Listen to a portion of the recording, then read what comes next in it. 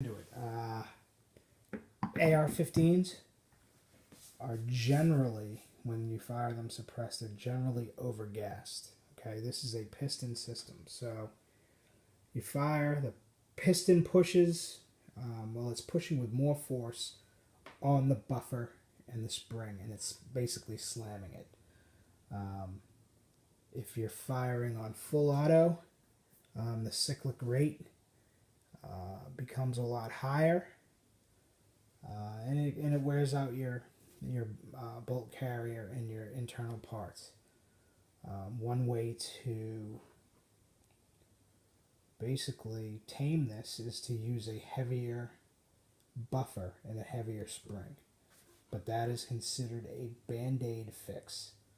The basically the most effective fix is to bleed off the gas at the gas block, okay? And that's what the adjustable gas block does. Spiral fluted barrel, 20% less of the weight. Okay, and then the suppressor. So back to the gas block.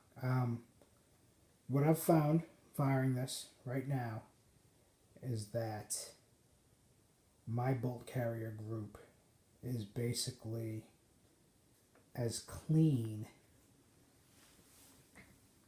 as it was firing the piston gun unsuppressed. So I fired, when I zeroed my aim point, I probably fired 60 rounds, 50 to 60 rounds. The thing was clean. I opened it up to crack it, and there was no fouling inside at all. I ran a bore snake down the barrel, and I threw a little extra lube on there, but it didn't need it. It was good to go, and I was surprised that it was that clean. There was also no gas in the face. Lighter recoil impulse, lighter felt recoil, so which is great, right? So that's the adjustable gas box. Spiral fluid barrel, 20% less of the barrel weight. Nice, lightens it up. So let's go to the suppressor, because I feel like I don't talk about this a lot, but that's really one thing I love. Listen, Advanced Armament makes the M4 2000 is a great suppressor. So people will say, you're online and the armchair heroes will say, that right there is the reason why they won't buy an M4 2000. I can tell you that is not a big deal. That I've never had an issue with anything as far as accuracy, repeatability of shots. I can take this off, okay, put it in a case, drive to Florida, put it on in Florida, and it's stage zero, okay. So the repeatability is there, and their accuracy is there. This is a nice quiet can. The only thing I will say, it's 17.5 ounces. It's a little bit heavy. It's more than a pound. Cantilevered off the front end of this weapon. And because of that, that's why I have the spiral fluted barrel and the adjustable gas block and the micro T2. The CTR stock's a little bit lighter. A few other notes. One, people say to me, hey man, you want to lighten the load? How about getting rid of the backup iron sights, right? That'll shave you some ounces. Well, so you always want to have two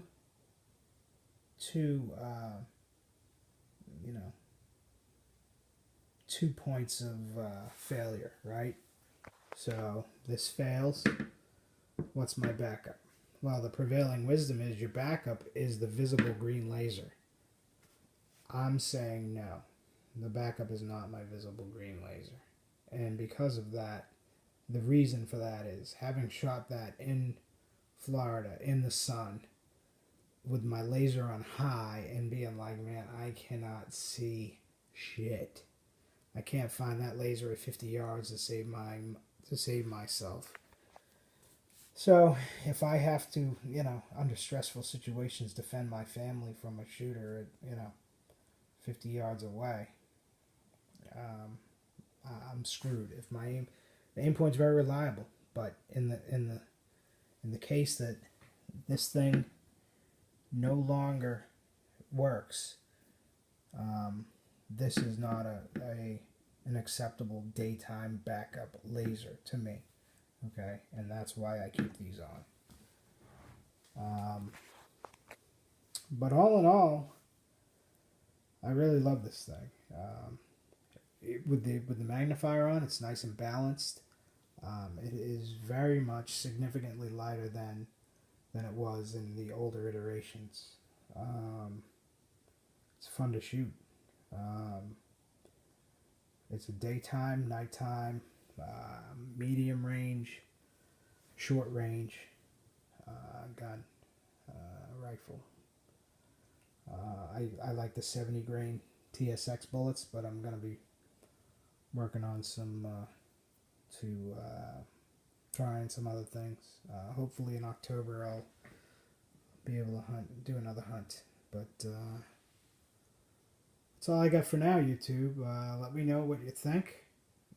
Anybody out there running the same type of setup, let me know. If you like it, give me a like. If you dislike it, let me know why. I know there's guys out there that don't like the piston. You know what?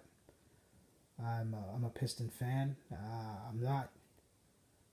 Let me put it this way: if Daniel Defense rolled in their carbine right now and be like, "Okay, let's rock," but I do like the cleanliness of it. I've heard guys say, "Well, dirt goes somewhere."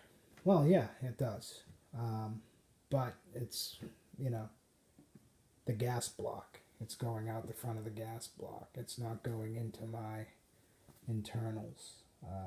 And at the end of the day, I want to keep that as clean and lubed as possible. So, just my opinion. I know that, I'm not the guy that says the piston's a be all, end all, because it does add a little bit of weight. And that's it. But this is the M6A2 Enhanced. We'll call it the Enhanced because, like I said, rocking the standard M6A2 handguard, but I did do some of the upgrades that the IC Enhanced has. So, anyway, let me know what you think. Peace and stay safe.